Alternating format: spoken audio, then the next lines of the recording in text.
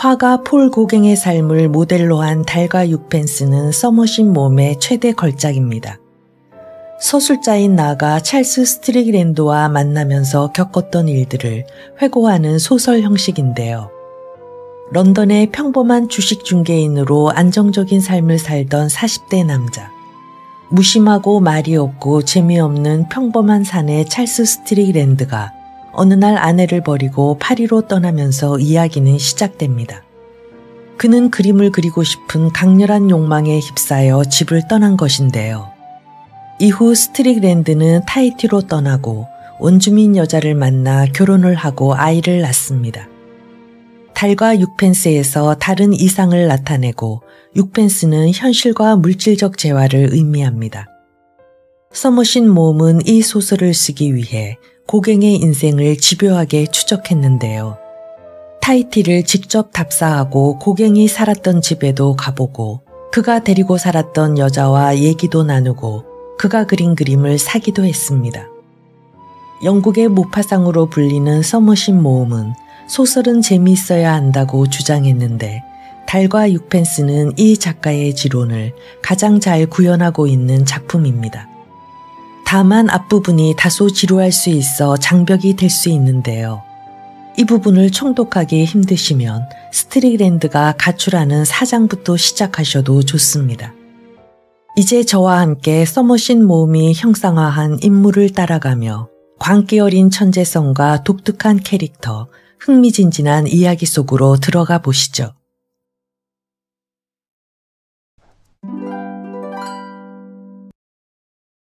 1. 처음으로 찰스 스트릭랜드를 알게 되었을 때 나는 솔직히 말해서 그가 여느 사람과 다른 인간이라는 인상은 조금도 받지 않았다. 하지만 지금에 와서 그의 위대함을 부정하는 사람은 아마 없을 것이다. 그렇다고 나는 때를 타고난 정치가나 공명을 세운 군인의 위대함을 말하는 것은 아니다. 그것들은 인물 그 자체에 있다기보다 그 인물이 차지하고 있는 지위에 따르는 위대함에 지나지 않기 때문이다. 그러므로 그런 사람들은 그 자리에서 물러나게 되면 아주 평범한 존재가 되고 만다. 흔히 보는 예이지만 자리를 물러난 수상은 한낱 거드름을 피우는 웅변가에 불과하게 되고 군을 떠난 장군은 한 읍에 마음씨 좋은 노인이 되고 만다. 그에 비해 찰스 스트릭랜드의 위대함은 진실이었다. 여러분은 그의 예술을 좋아하지 않을지도 모르지만 전혀 무관심할 수는 없을 것이다. 그는 여러분의 마음을 뒤흔들고 비로소 사로잡고 만다. 그가 비웃음의 대상이었던 시대는 이미 지나갔다. 이제는 그를 변호하거나 칭찬을 해도 조금도 이상하거나 잘못된 일이 아니다. 그의 수많은 결점은 오히려 그의 장점을 돋보이게 하는 필요 조건으로 허용되고 있다. 물론 오늘날에도 예술가로서의 그의 위치에 이론을 제기할 수 있으며 그리고 또 찬미자의 찬사도 비방하는 자의 혹평에 못지않게 의심해 볼 만한 일이다. 그러나 다만 한 가지 의심할 여지가 없는 점은 그가 천재였다는 사실이다. 내가 보는 바로는 예술의 가장 큰 관심사는 바로 예술가 그 자신의 개성이라고 생각한다. 그리고 나는 인간만 특이하고 독자적이라면 그 밖의 결점은 기꺼이 용서할 작정이다. 아마 벨라스케스는 엘 그레코보다 훌륭한 화가였을 것이다. 그러나 벨라스케스에 대한 칭찬은 이미 진부한 소고에 불과하게 되었다.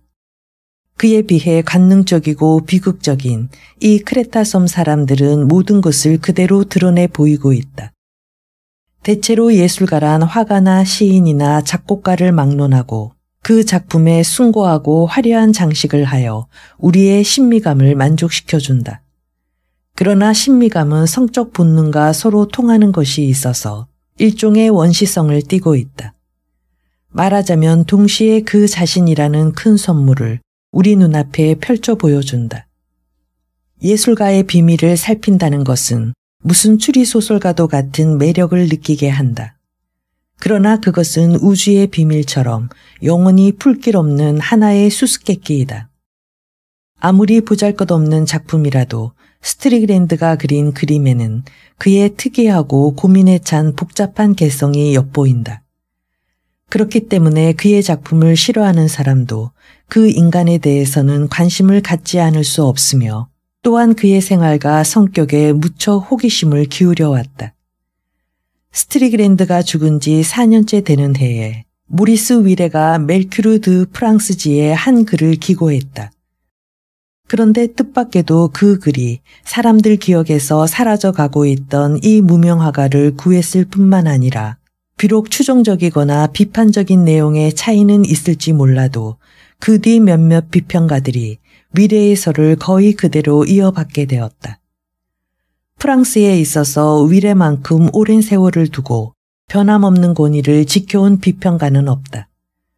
따라서 그의 주장을 모르는 채 할 수는 없다. 하기야 처음에는 좀 이상하게 들렸을지도 모른다. 그러나 그가 내린 비평은 그 뒤에 그의 평가가 옳았다는 사실을 확인해 주었을 뿐이다. 그러므로 찰스 스트리그랜드가 얻은 오늘날의 명성도 그 무렵 그가 설정한 방향에 따라 확립한 것이라 할 수 있다. 그 덕분에 스트리그랜드가 일약 유명해진 것은 미술 사상에서도 가장 로맨틱한 사파의 하나이다. 그러나 여기서 내가 말하고자 하는 것은 찰스 스트리그랜드의 작품론이 아니라 오로지 그의 성격에 대한 것이다. 문외한 따위가 그림을 어떻게 알며 보아서 좋다고 생각되면 잠자코 지갑을 열면 되지 하는 거만한 말을 하는 화가도 있는데 나는 그런 견해에 대해선 도저히 찬성할 수 없다. 그것은 예술 작품을 전문가만이 이해할 수 있는 기교의 산물로밖에 보지 않는 터무니없는 오해이다. 예술은 정서를 표현하는 것이며 정서는 모든 사람에게 통하는 언어이다. 물론 나도 기교에 대해 구체적인 지식도 없는 비평가에겐 작품의 참된 값어치를 논할 자격이 없다는 사실도 잘 알고 있고 내가 그림에 대해서 눈뜬 장님이라는 사실도 서슴지 않고 자인한다. 그러나 다행히도 나는 그런 식으로 아는 체 할 필요가 없게 되었다. 왜냐하면 찰스 스트리그랜드의 작품에 대해서 이미 우수한 화가인 동시에 능숙한 비평가이기도 한 나의 친구 에드워드 레가트가 자그마한 저서 속에서 이미 충분히 논했기 때문이다. 하지만 그 문체는 불행히도 영국이 프랑스의 그것에 비해 손색이 있다는 것을 인정해야만 되는 스타일에 있어서 참으로 아름다운 책으로 그 책 속에서 이미 기탄 없이 모두 논하고 있다.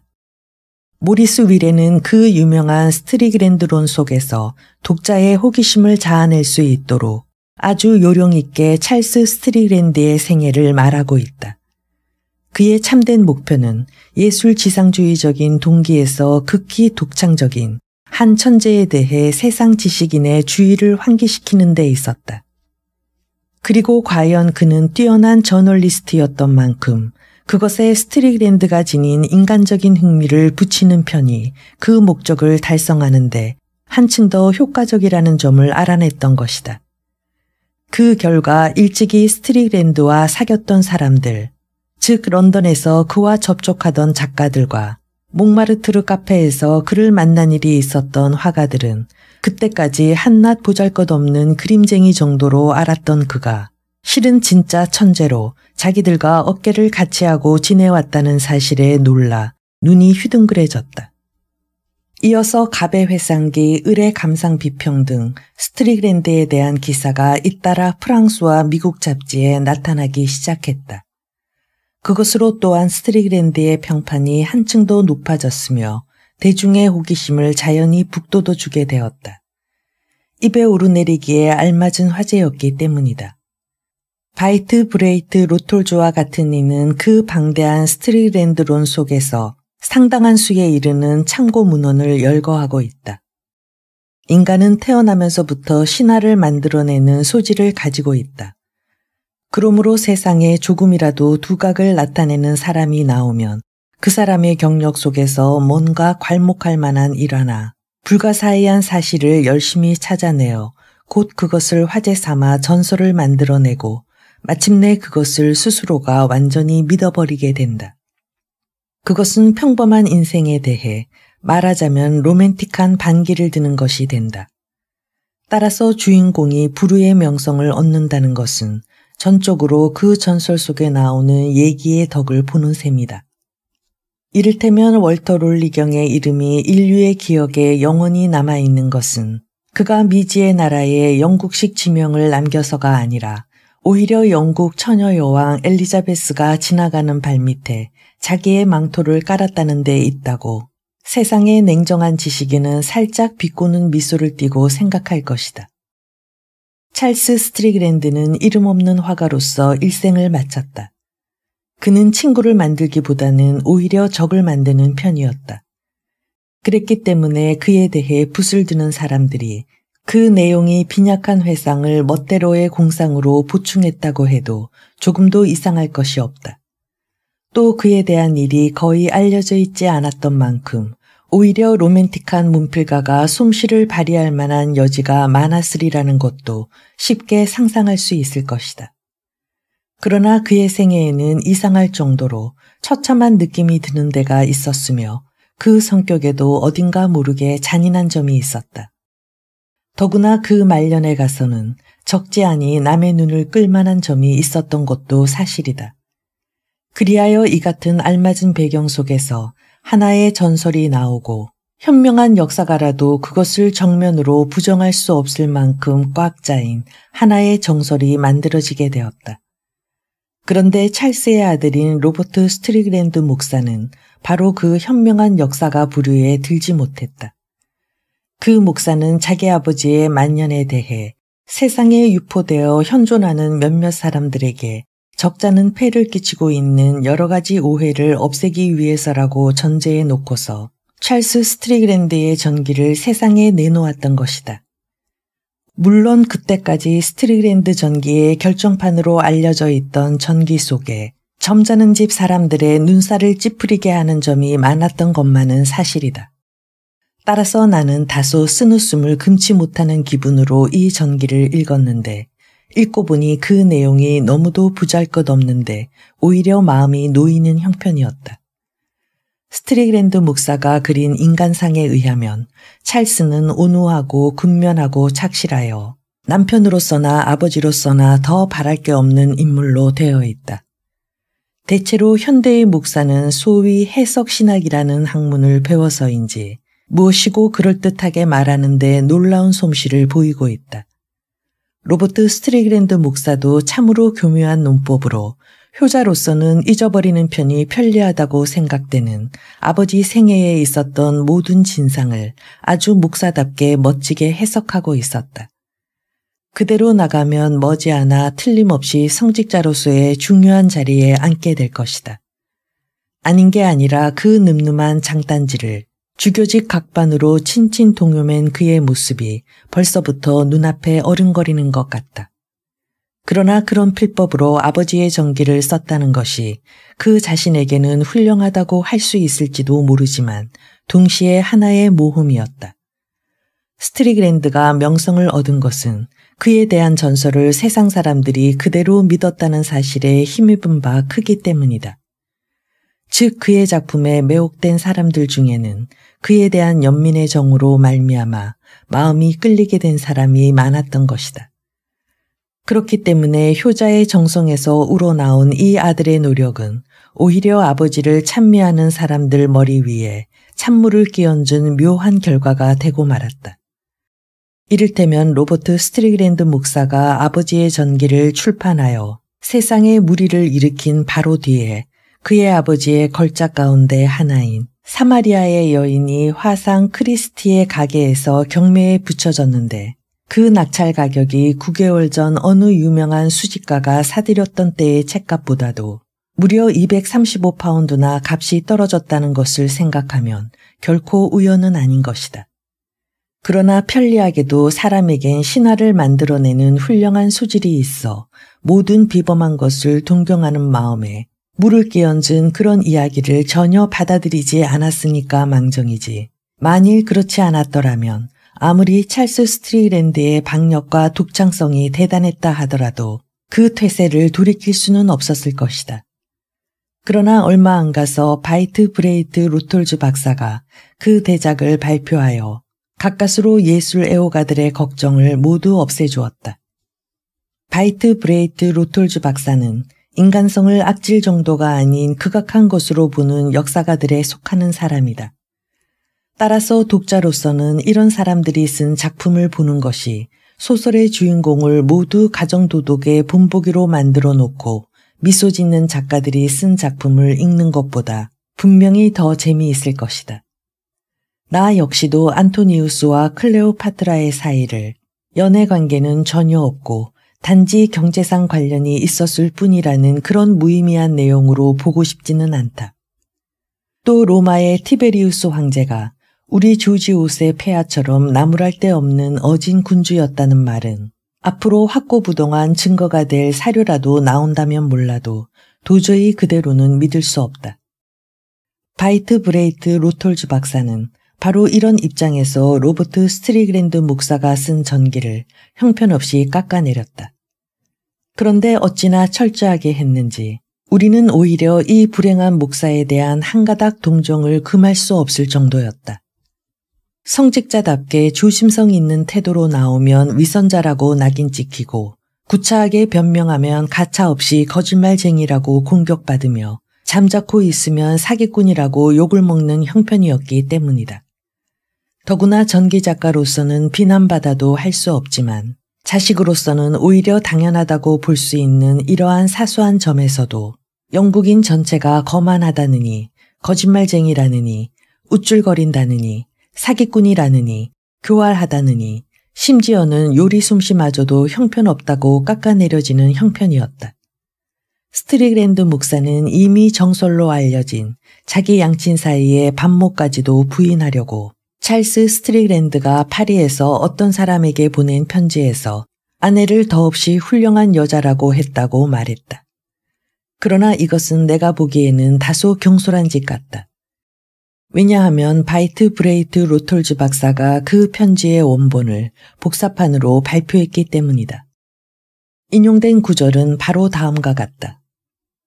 아내 이야기는 꺼내기도 싫네. 어쨌든 그녀는 더없이 훌륭한 여자지. 차라리 지옥에라도 갔으면 좋겠네. 그 당시에 아무리 맹위를 떨치던 카톨릭이라고 하더라도 자기에게 불리한 증거가 되는 그 편지를 설마 이렇게까지는 억지 해석하지 않았을 것이다. 바이트 브레이트 로톨즈 박사는 찰스 스트리랜드의 열렬한 찬미자이긴 했지만 그를 위해 사실을 속일 우려가 있는 일은 절대 하지 않았다. 얼핏 보기에 아무렇지도 않은 행위 뒤에는 어쩌다 보면 비열한 동기가 숨어있는 경우가 있는데 그런 점을 꿰뚫어 보는 데 있어 박사의 눈은 틀림없었다. 박사는 미술 연구가이자 정신병리학자였기 때문에 본인도 잘 모르고 있는 마음속의 비밀까지도 그는 거의 다 꿰뚫어 보았다. 일상의 예사로운 일 가운데서 깊은 뜻을 파악하는 데 있어서는 어떠한 신비가도 박사를 당해내지 못했다. 신비가는 입에 담기조차 삼갈 만큼 신성한 것을 간취하는 반면에 정신병리학자는 입에 담기조차 꺼려할 만큼 추악한 것을 간파하는 것이 예사였다.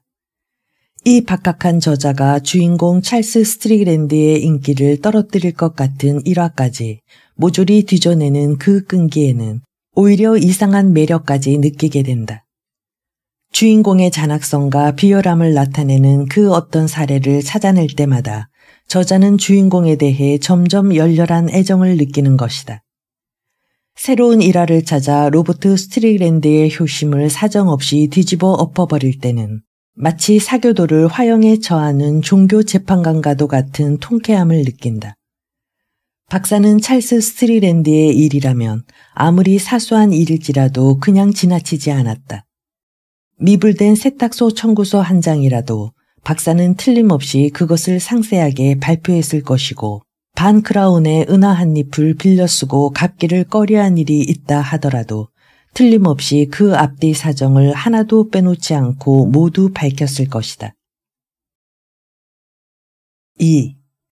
찰스 스트리랜드에 대해 이렇게 자세히 말한 이상 이제 내가 새삼 이러쿵저러쿵 그에 대해 말할 필요는 없을 것 같기도 하다. 화가의 이름을 영혼불멸한 것으로 만드는 것은 뭐니 해도 그 작품이기 때문이다. 나는 누구보다도 그를 잘 알고 있다고 생각한다.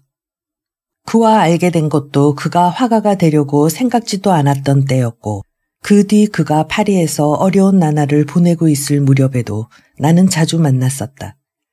그러나 세계대전이라는 우연한 계기에 의해 내가 타히티 섬에 가지 않았더라면 아마 그에 대한 회상기를 쓰게 되지는 않았을 것이다. 이미 다 알고 있듯이 그가 늙음악을 보낸 곳도 이 섬이고 그의 일상생활에 대해 잘 알고 있던 사람들을 내가 만난 곳도 바로 이 섬이다. 그러므로 나는 그의 비장한 생애 가운데 지금까지 세상에 가장 알려져 있지 않은 이 만년의 생활에 대해 어느 정도 사실을 밝힐 수 있는 사람이라 할 수 있다. 세상 사람들의 말대로 스트릭랜드가 참으로 위대한 화가라면 생전에 그를 친히 알았던 사람의 회고담이 쓸데없는 이야기라고는 할 수 없을 것이다. 내가 스트릭랜드를 알고 있듯이 엘 그레코를 잘 아는 사람이 있다면 세상은 무슨 대가를 치르더라도 그 회고담을 듣고 싶어 할 것이다. 그러나 이런 일은 다 구실에 지나지 않는다. 내가 구하고 있는 것은 따로 있다. 누구인지 이름은 잊었지만 사람은 영혼의 안정을 구하기 위해 매일 자기가 좋아하지 않는 일을 2가지씩 하는 게 좋다고 말한 사람이 있다. 어쨌든 현인의 말이었으므로 나도 특별한 때가 아니면 이 교훈을 잘 지키고 있다. 내가 매일 아침 마지못해 일어나고 저녁에 잠자리에 드는 일이 바로 그것이다. 그런데 본디 나에겐 금욕주의적인 경향이 있어 매주 보다 더 괴로운 고역을 나의 몸에 가하곤 했다. 즉 빼놓지 않고 타임지의 문예 부록을 읽는 것이다. 계속 출판되는 셀 수 없는 저서와 그 책자들을 생각해 볼 때 그 책자에 거는 저자들의 달콤한 꿈과 그들 앞에 기다리고 있는 운명을 종합해 보는 것은 우리에게 유익한 훈련이 되기 때문이다. 책 중에서 큰 성공을 거두는 것이 과연 몇 권이나 될까? 또 가령 성공을 거두었다 하더라도 그것은 한때의 일에 지나지 않을까? 이름도 모르는 변덕스런 독자를 위해 불과 몇 시간의 기분 전환이나 여행의 지루함을 달래는 소일거리를 제공하기 위해 저자가 얼마나 고생을 했고 얼마나 쓰라린 경험을 겪었으며 얼마나 비통한 생각을 해왔는지 아무도 모를 것이다. 문예부록 서평에 의하면 이러한 책들 속에는 고심을 거듭한 역작이나 좋은 작품이 많으며 그 가운데에는 온 생애의 심혈을 기울인 것까지 있다고 한다. 이런 사실에서 나는 언제나 하나의 교훈을 배우게 된다. 즉 작가란 창작의 기쁨과 가슴속에 울적한 생각을 토로하는 일을 그 보수로 여길 뿐 그 밖의 일에는 무관심하여 칭찬을 받든 비난을 받든 성공을 하든 실패를 하든 일체 개의치 않는다는 사실이다. 제1차 세계대전과 더불어 새로운 풍조가 생겨났다. 청년 세대는 우리 구세대가 몰랐던 신에게로 눈길을 돌렸다. 그러므로 청년 세대가 앞으로 밀고 나아갈 방향이 이미 짐작되는 바이다. 젊은 세대는 자신의 역량을 믿고 일어나 노크도 없이 방으로 밀고 들어와서는 그대로 털서 우리들 자리에 앉았다. 그 시끄럽게 떠드는 소리에는 귀를 막고 싶을 정도였다. 9세대에 속하는 사람들 중에는 청년들의 익사를 본떠 아직은 젊은이에게 지지 않겠다는 마음을 가지고 목총을 도두어 악을 쓰는 사람들이 간혹 있다. 그러나 그 소리는 다만 얼빠진 듯한 공허한 소리로 들려올 뿐이다.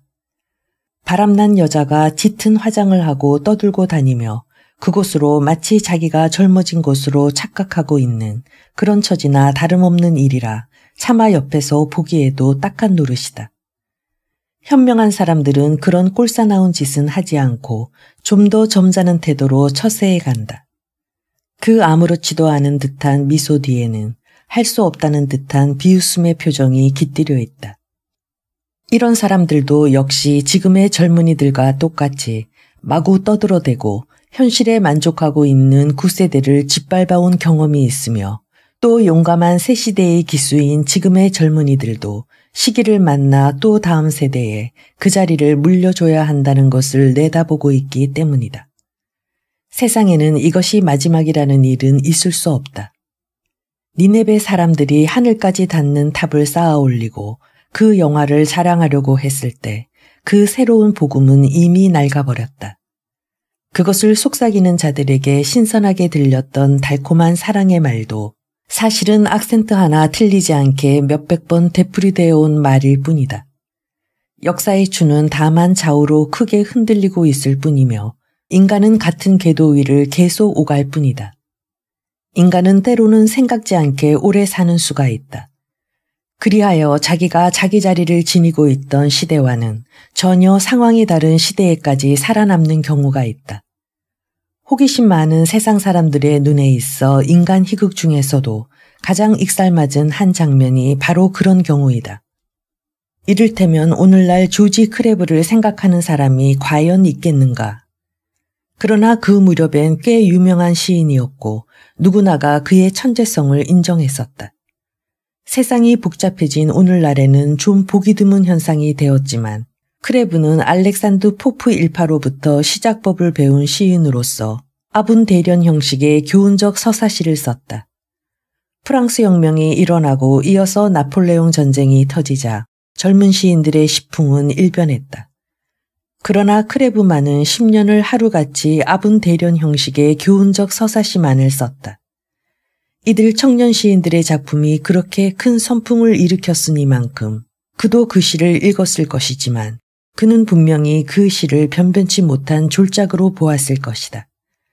하기야 그 중에는 졸작도 꽤 많았는데 그래도 키츠와 워즈워드의 서정시, 콜리지의 한두 편의 시, 게다가 셀리의 몇 편의 시는 이제까지 그 누구도 발을 들여놓은 적이 없는 광대한 시심의 신천지를 개척한 것이다. 시인으로서의 크레브의 명맥은 다 끊어졌지만 그는 끝까지 아분 대련 형식의 교훈적 서사시만을 썼다. 나 역시 젊은 세대들의 작품을 산만하게나마 훑어보았다. 내가 몰라서 그렇지 어쩌면 그들 중에 키츠 이상으로 정열적인 시인이나 셀리 이상으로 탈속적인 시인이 나타나 후세 사람들이 즐겨 애송할 만한 불후의 작품을 이미 발표했을는지도 모른다.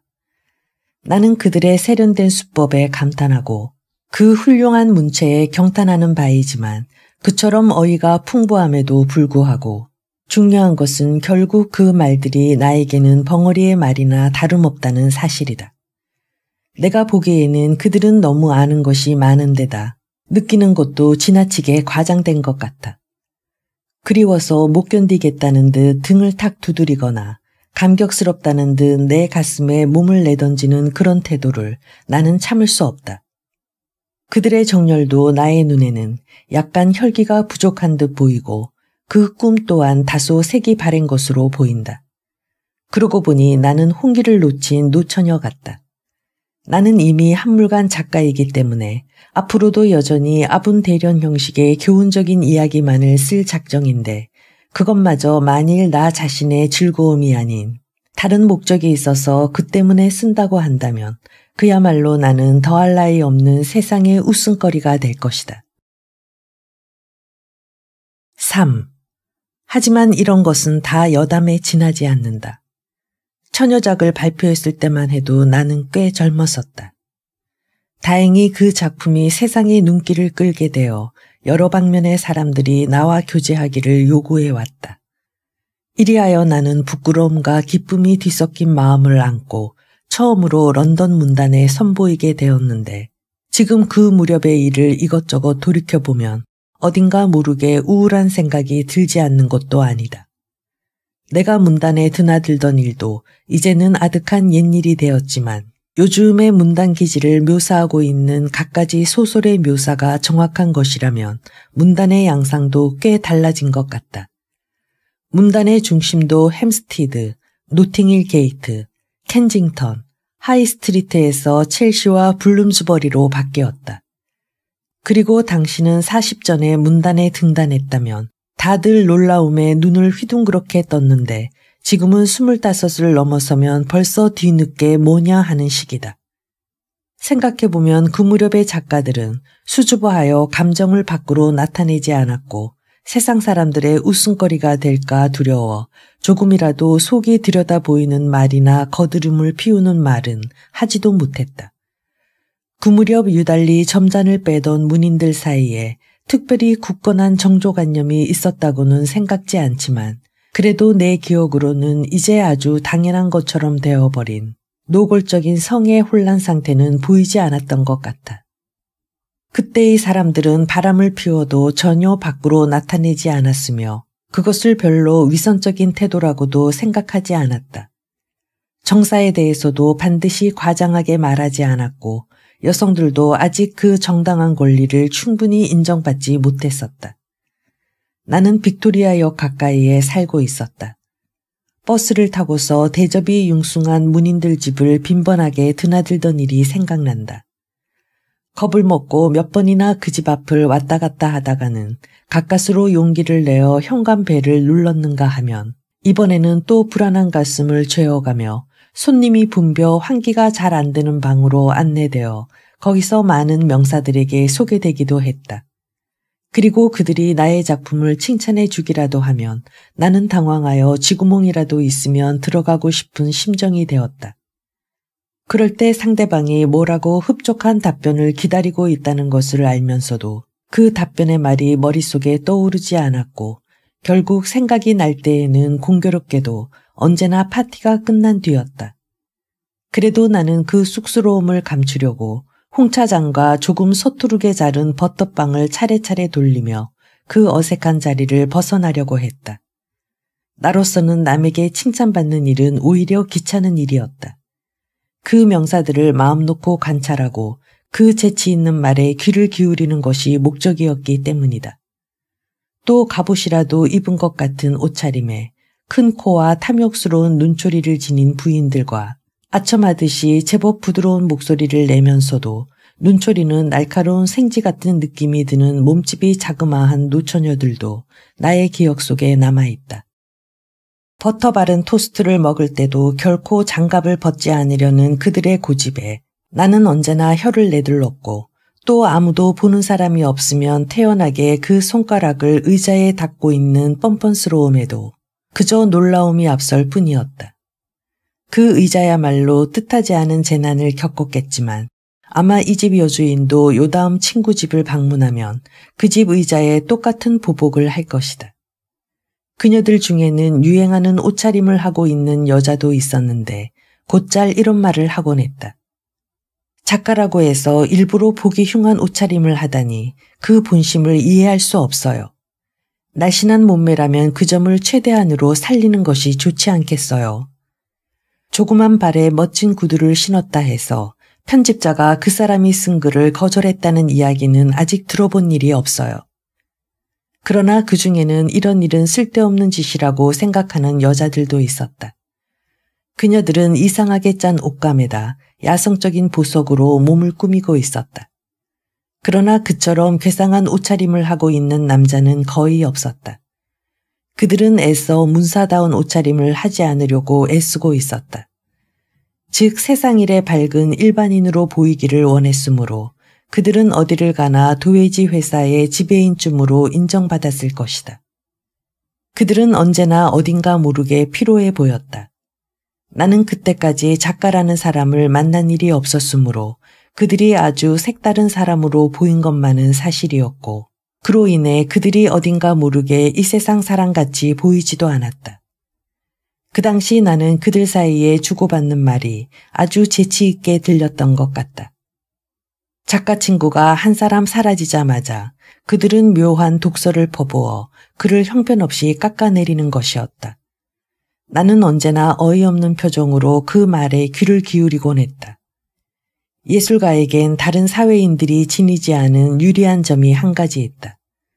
그것은 친구의 풍채나 인품만이 아니라 그 작품까지도 웃음거리의 대상이 되는 것이다. 나는 내가 그렇게 적절한 말과 유창한 말을 자유자재로 구사한다는 것을 도저히 생각할 수도 없었다.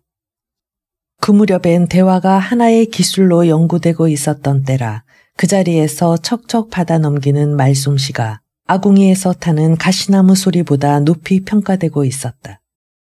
그리고 경구도 우둔한 자가 재미있는 것처럼 가장하기 위해 사용하는 틀에 박힌 대사로까지 타락하지는 않았으므로 교양인의 한담에 콕 쏘는 겨자 역할을 했다. 그처럼 기지에 찬 대화를 하나도 기억하지 못하는 것은 슬픈 일이지만 일단 이야기가 우리들이 업으로 삼는 예술의 내막으로 옮아갈 때만큼 내가 편안한 마음으로 천천히 이야기했던 일은 없었던 것 같아. 이를테면 최근에 나온 신간서적에 대한 이야기가 한참 오고 간 뒤에는 의뢰 그것이 몇 부나 팔렸는가, 저자가 성금을 얼마나 받았는가, 또 저자가 그것으로 돈을 얼마나 벌겠는가 하는 그런 이야기가 나온다. 그러고 나면 출판사 이야기가 나와 A사는 인심이 좋은데 B사는 인색하다든가, 인세를 충분히 지불해주는 곳과 책의 내용이야 어떻든 간에 책을 잘 팔아주는 곳 중에 어느 쪽을 택해야 하는 것이 상책이라든가, 어떤 회사는 광고를 잘하지만 어떤 회사는 서툴다든가, 어디어디의 경영은 근대적인데 어디어디의 경영은 구식이라는 등의 이야기꽃을 피우는 것이다. 그 다음은 대리인의 수완에 대한 말과 그들이 해주는 출판 계약 등이 화제에 오른다. 다시 바뀌어 편집자의 결점이 입에 오르내리고 그들이 어떤 제재를 환영하는가, 원고 천자에 대해 얼마를 지불하느냐, 지불을 잘해주느냐 미루느냐 하는 이야기로 옮아간다. 문단의 형식을 잘 모르는 나로서는 듣는 이야기마다 모두 새로운 비밀 결사에라도 가입한 것 같은 마음이 들어 그들에게 매우 친근감을 느꼈다. 4. 그 무렵 나에게 가장 친절했던 사람은 로즈 워터퍼드였다. 그녀는 남성적인 지성과 여성적인 고집을 함께 가진 여류 작가였는데 그녀의 작품은 독창적이고 사람의 허점을 찌르는 것이었다. 어느 날 나는 이 여자 집에서 우연히 찰스 스트링랜드의 부인을 만났다. 미스 워터퍼드가 베푼 티파티에서 그녀를 마주 대하게 된 것이다. 그녀의 좁은 객실에는 그날따라 많은 손님이 붐비고 있었다. 누구나가 다 이야기를 하고 있는 것 같아서 나 혼자 우두커니 앉아 있으려니 어쩐지 어색한 마음이 들었다.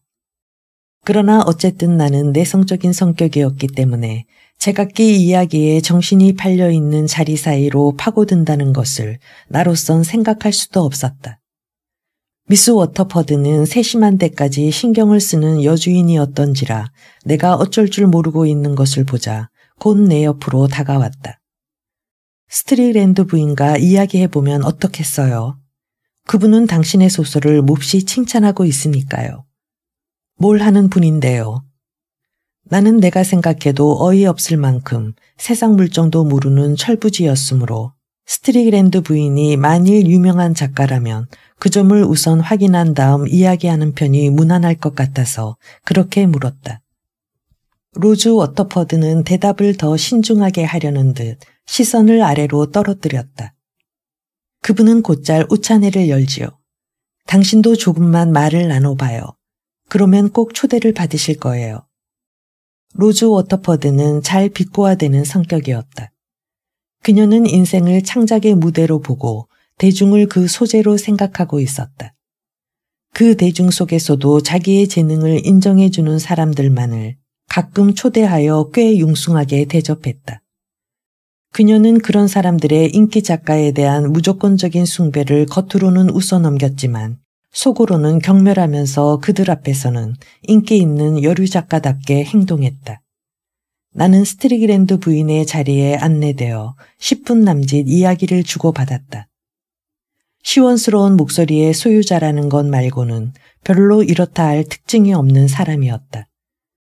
그러나 부인이 그 무렵 건축 중에 있던 웨스트민스터 사원이 내려다 보이는 아파트에 살고 있다는 이야기가 나와 나 또한 그 언저리에 산다고 하자 웬일인지 서로 친근감을 느끼게 되었다.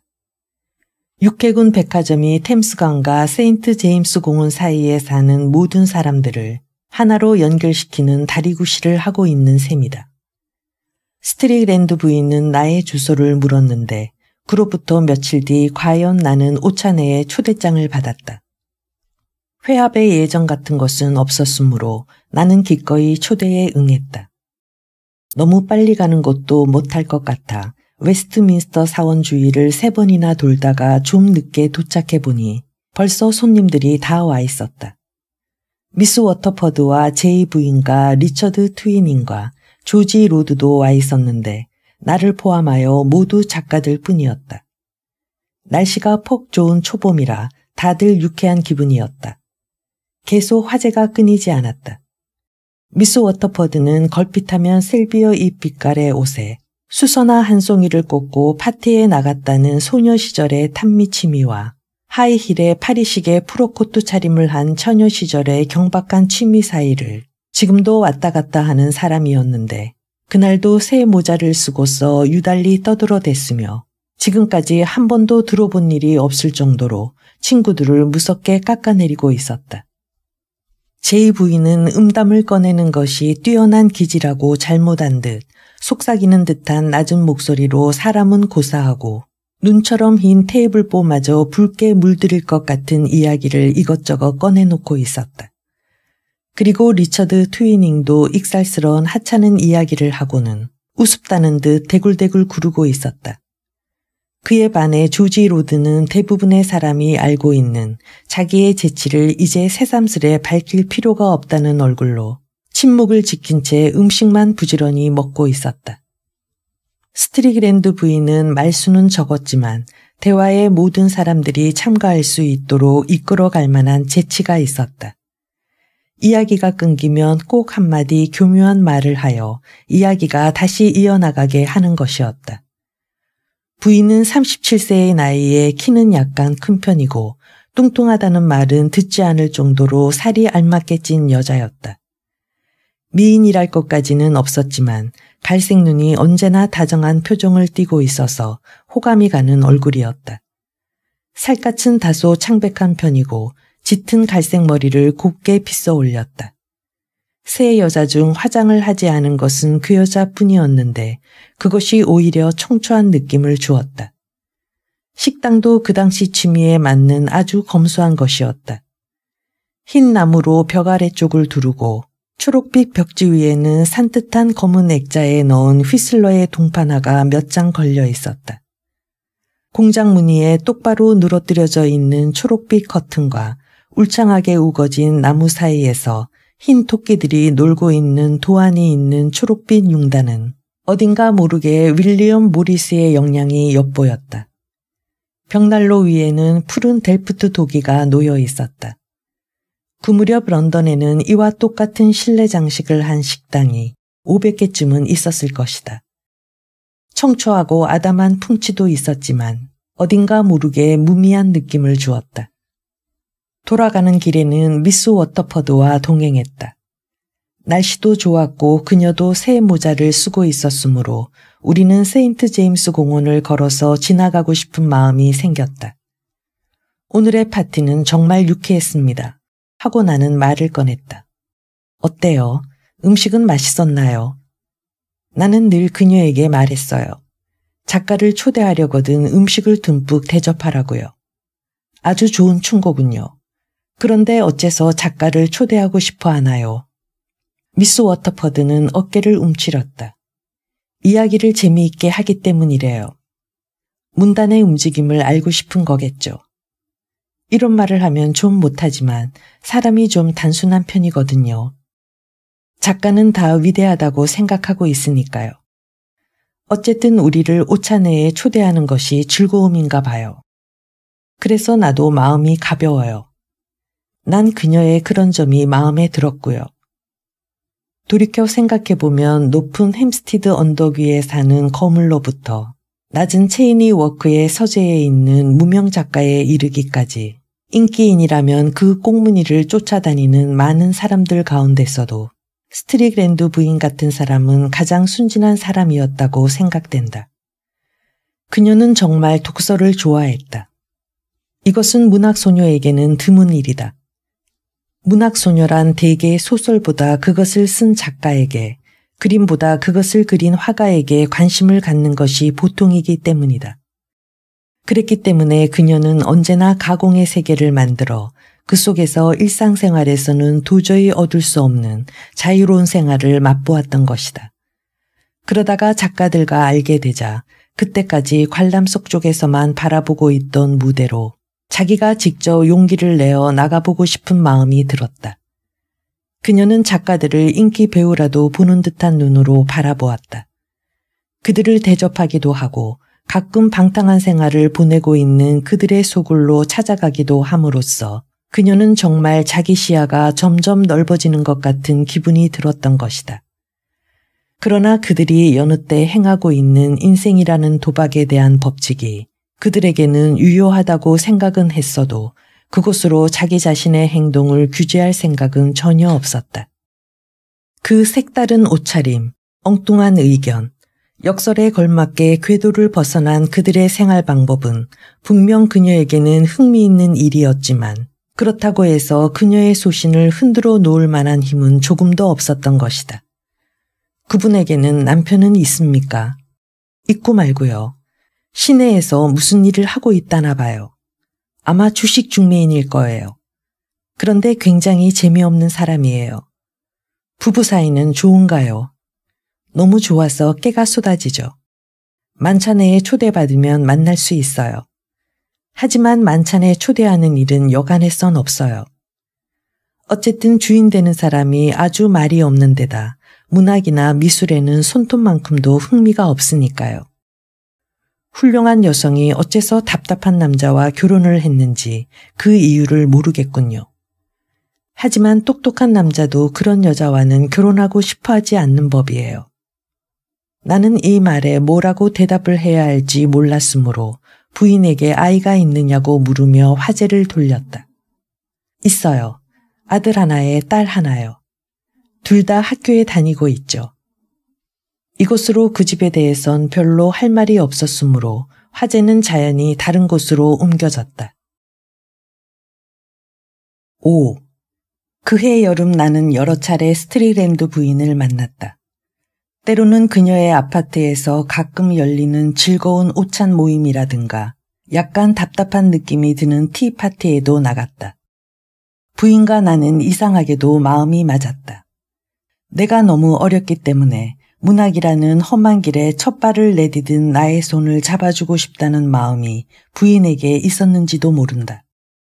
또 나로서는 사소한 걱정거리가 있을 때 찾아가면 어버이 같은 입장에서 들어주고 적절한 조언도 해줄 수 있는 사람이 있다는 것은 마음 든든한 일이었다.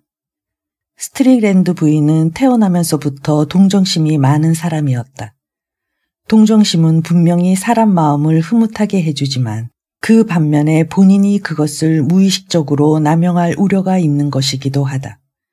왜냐하면 훌륭한 점을 보이고 싶은 마음에 친구들의 불행을 보면 기다리고 있었다는 듯이 당장 달려가는 그 마음에서 오히려 남의 불행을 기뻐하는 것 같은 점마저 엿볼 수 있기 때문이다. 동정심을 분별 없이 분출하여 때로는 그 상대방이 몹시 혼이 나는 경우도 있는 법이다. 세상에는 그 같은 동정의 눈물에 푹 젖어 이제 새삼 나 같은 사람이 눈물을 흘릴 여지가 없는 그런 자들도 있다. 스트릭랜드 부인도 가려운 곳에 손이 닿을 정도로 동정심을 베푸는 사람이었다. 그녀의 동정 어린 말에 귀를 기울이면 오히려 이쪽이 상대에게 은혜를 베풀고 있는 것 같은 기분이 들었다. 나는 나의 젊은 혈기 때문에 반발심이 생겨 언젠가 이것을 로즈 워터퍼드에게 털어놓았더니 그녀는 이렇게 대답했다. 우유란 맛있게 마련이고 거기다 브랜디라도 한 방울 떨어뜨리면 더 맛이 좋아지지요. 하지만 젖소 입장이 되어보세요. 누가 젖을 짜주었으면 하는 판이죠. 젖이 붙는다는 것은 굉장히 괴로운 일이니까요. 로즈 워터퍼드는 신랄하게 이를 데 없는 독설가였다. 이런 혹평을 가할 수 있는 것도 그녀이기 때문에 가능한 일이고 또 그녀만큼 소박한 말을 구사할 줄 아는 사람도 없다. 스트릭랜드 부인에겐 또 한 가지 내가 좋아하는 점이 있었다. 그것은 자기의 생활 환경을 언제나 품위 있는 분위기로 꾸며놓는 점이었다. 아파트 방은 환한 꽃으로 장식하여 깨끗하게 치워놓았고 응접실 의자를 씌운 천무늬도 화려하지는 않았지만 우아하고 아름다웠다. 고상하고도 아담한 식당에서 하는 식사도 즐거웠다. 식탁도 좋은 느낌을 주었거니와 하녀들도 깔끔하고 귀여웠으며 음식도 맛이 있었다. 누가 보아도 스트릭랜드 부인은 훌륭한 주부였다. 분명히 어머니로서도 손색이 없었을 것이다. 응접실에는 그녀의 아들과 딸의 사진이 있었다. 아들은 럭비 학교에 재학 중이며 16살이었다. 운동복에 크리킨 모자를 쓴 멋진 모습의 사진과 그 밖에 또 한 장, 연미복에 스탠드 칼라 차림을 한 사진이 나란히 놓여 있었다. 소녀는 어머니를 닮아 개방적인 느낌의 이마와 생각에 잠긴 듯한 아름다운 눈을 지니고 있었다. 단정하고 건강하며 성실한 소년 같았다. 어느 날 내가 그 사진을 바라보고 있자니 부인이 말했다.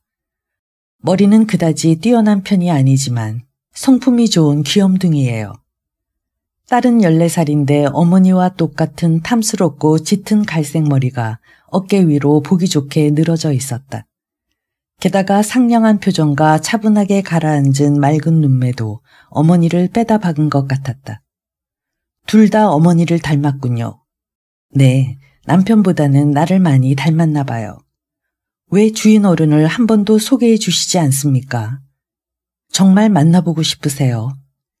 그렇게 말하고 그녀는 살며시 웃었다. 그것은 뭐라 말할 수 없을 만큼 사랑스러운 미소였는데 거기다 얼굴까지 발그레하게 붉혔다.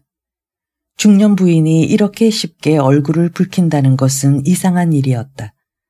아마 이런 순진한 면이 그녀의 가장 큰 매력이었는지도 모른다. 하지만 주인은 문학하고는 담을 쌓은 분이에요. 그야말로 맹물이죠. 말은 그렇게 했지만 조금 더 헐뜯는 것은 아니었으며 오히려 그 말에서 자상한 애정마저 느껴졌다. 그것은 우선 남편의 가장 큰 결점을 긍정해 놓고 친구들의 비난으로부터 두둔하려는 것 같았다. 주식 거래소에 다녀요. 이젠 전형적인 중매인이 다 됐죠. 만나보셔야 정말 지루하고 답답할 거예요.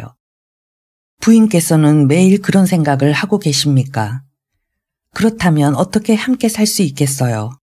나는 그분을 아주 좋아해요. 그녀는 저도 모르게 그렇게 말하고 나서 부끄러움을 감추려는 듯 생긋 웃었다. 모르는 사이에 실토를 했기 때문에 나에게 놀림이나 받지 않을까 신경을 쓰고 있는 것 같았다.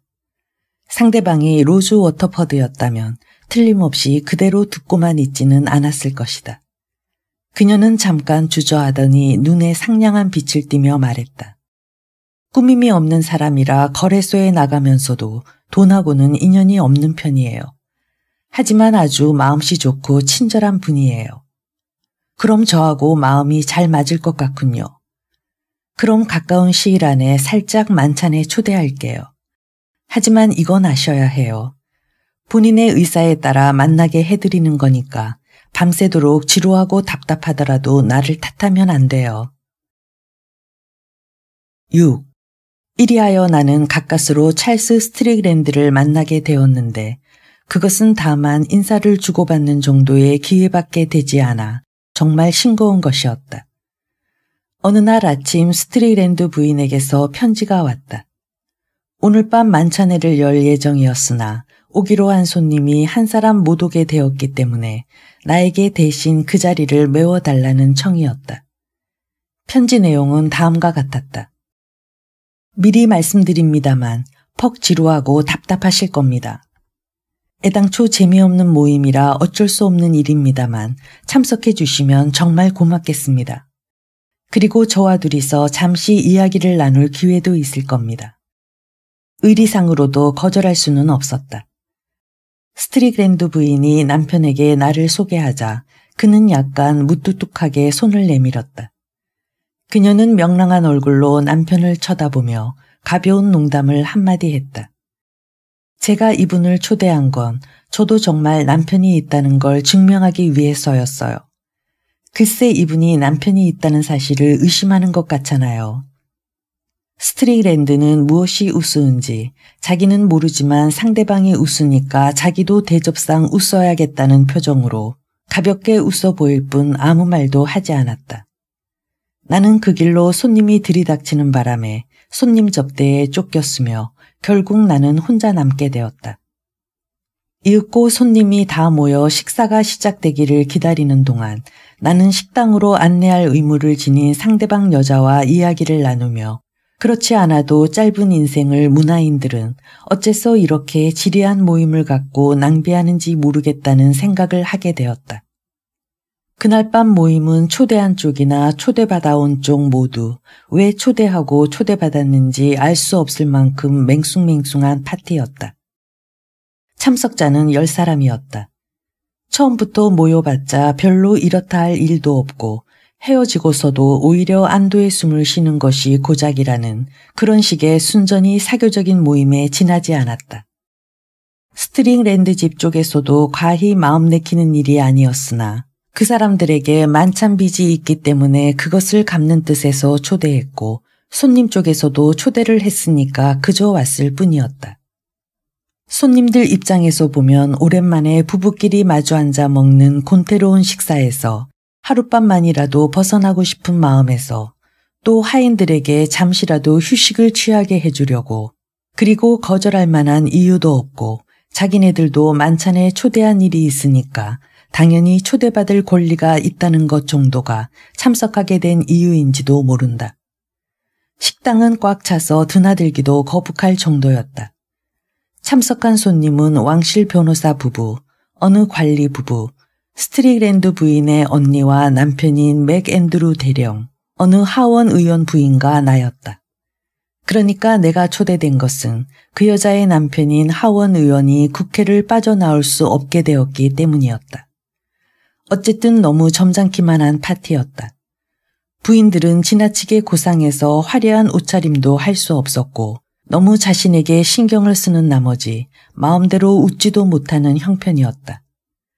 남자 쪽은 턱 버티고 앉아있는 모습이 모두 만족스러운 듯 보였다. 그러나 저마다 어떻게든 파티를 잘 이끌어가고 싶다는 마음에서 여느 때보다 큰 소리로 짓거려 댔으므로 식당 안은 매우 시끄러워졌다. 그런데도 모두 이야기할 수 있는 공통 화제는 없었고 다만 제각기 수프와 생선과 앙트레가 나올 때에는 오른쪽 사람에게 나머지 불고기와 단 것과 후식이 나올 때에는 왼쪽 사람에게만 이야기를 나누고 있었다. 나라 돌아가는 이야기, 골프 이야기, 아이들 이야기, 지금 상연되고 있는 연극 이야기, 왕림 미술원에 출품된 그림 이야기, 날씨, 휴가 계획 등 이야기는 쉴 새 없이 계속되었으며 갈수록 점점 소란해졌다. 스트릭랜드 부인은 속으로 은근히 파티의 성공을 기뻐했을는지도 모른다. 그녀의 남편은 주인 구실을 제대로 하고는 있었지만 아마 말수가 적은 탓이었는지 파티가 끝나갈 무렵에는 양옆에 앉았던 부인들의 얼굴에 피로한 빛이 엿보였다. 둘 다 점점 그를 다루기가 힘겨운 눈치였다. 한두 번 스트릭랜드 부인의 조금 근심스러운 듯한 눈길이 남편 쪽으로 쏠렸다. 마침내 그녀는 자리에서 일어나 부인들을 식당으로 데리고 나왔다.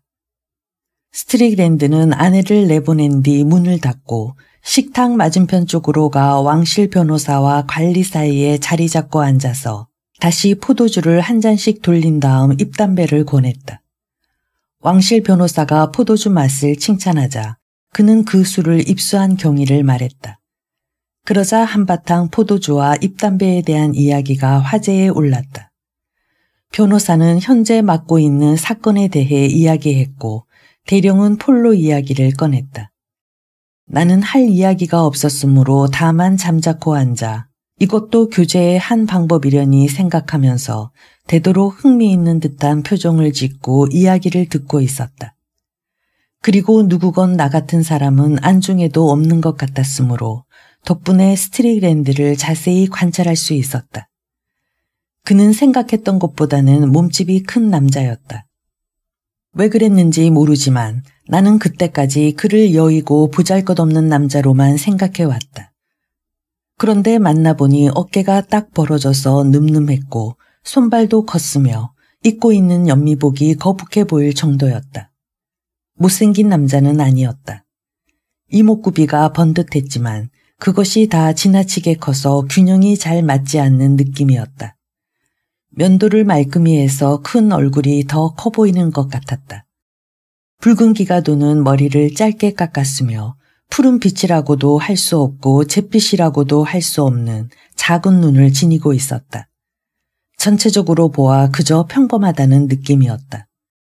그러니까 스트리그랜드 부인이 남편에 대해 어느 정도의 열등감을 느끼고 있는 것도 당연하다는 생각이 들었다. 미술이나 문학세계에 일종의 연주를 가져보려는 여자에게 이렇다 할 자랑거리가 될 만한 남편은 못 되었기 때문이다. 하지만 그런 점은 고사하고라도 그에게는 남다른 점이라고는 아무것도 없었다. 요컨대 선량하고 정직하고 재미있지도 않고 우습지도 않은 한낱 평범한 사람에 불과했다. 사람은 좋아 보이지만 사귀어보고 싶은 마음은 들지 않는 별 도움이 못 되는 남자였다. 아마 그는 어엿한 한 시민이며 선량한 남편이자 아버지이고 성실한 중개인이었겠지만 그렇다고 해서 이런 남자를 상대로 해서 귀중한 시간을 허비할 만큼 가치가 있는 사람은 아니었다. 7. 사교 계절도 마침내 여름을 타기 시작했다. 내가 아는 사람들은 다 피서 준비에 바빴다. 스트리그랜드 부인도 온 집안이 다 노폭 바닷가로 떠날 예정이었다. 아이들이 해수욕하기에도 편리했고 남편이 골프를 치기에도 적격이었기 때문이다. 우리는 작별 인사를 나누고 가을에 다시 만날 것을 약속했다. 그런데 내가 마침 런던을 떠나려던 그날 백화점에서 나오다 아들과 딸을 데리고 나오는 스트리그랜드 부인을 만났다. 나와 마찬가지로 그녀 역시 런던을 떠나기 전에 마지막으로 물건을 사러 나온 것이었다. 나나 부인이나 더위에 지쳐 있었으므로 나는 다들 공원에 가서 아이스크림이라도 먹자고 권했다. 스트리그랜드 부인은 나에게 아이들을 보이고 싶었던지 두말 없이 응했다. 아이들은 사진에서 본 것보다도 훨씬 잘생겨 그녀가 자랑할 만도 했다. 내가 아직 젊어서인지 아이들도 어려움 없이 여러 가지 이야기를 즐거운 듯 말해주었다. 둘은 참으로 귀엽고 건강한 아이들이었다. 공원의 나무 그늘은 정말 시원했다. 1시간 남짓 있다가 모두 마차를 타고 돌아가자 나는 텅 빈 마음으로 늘 가던 클럽까지 터벅터벅 걸어갔다. 아마 나도 모르게 쓸쓸한 기분이 들었던 것 같다. 실은 부러운 마음으로 조금 전에 본 단란한 생활을 생각하고 있었다. 그들은 서로 마음속에서부터 사랑하고 아껴주는 것 같았다. 남이 보기에는 무엇이 우스운지 전혀 알 수 없었지만 자기들끼리만 통하는 농담을 주고받고는 즐거운 듯 웃어댔다.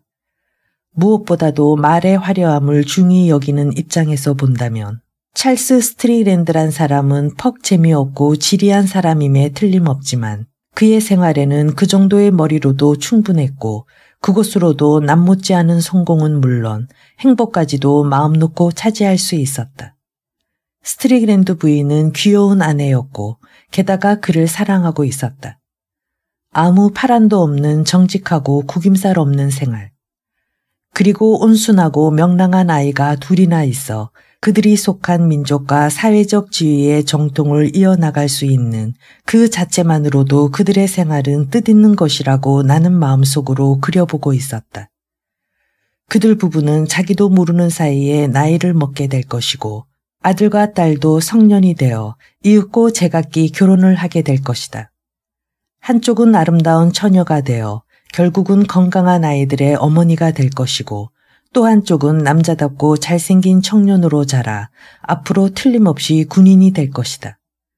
그럼 늙음하게는 둘 다 편안한 생활을 하게 되고 자식과 손자들에 둘러싸여 그 어떤 의의를 지닌 행복한 생애를 보내며 오래오래 살다 저 세상으로 떠나게 될 것이다.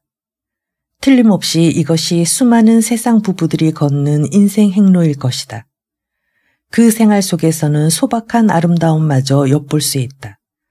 그것은 푸른 목장을 빠져나가 상쾌한 나무 그늘을 지난 다음 소리도 없이 굽이쳐 흘러 마침내 큰 바다에 이르게 되는 조용한 시냇물을 연상케 했다.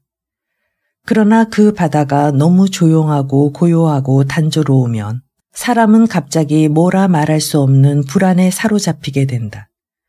대부분의 사람들이 살아나가는 그러한 인생 행로에 어딘가 잘못된 점이 있다고 내가 보게 된 것은 아마 그 무렵부터 내 가슴 속에 머리를 쳐들기 시작한 외고집의 성격 탓이었는지도 모른다.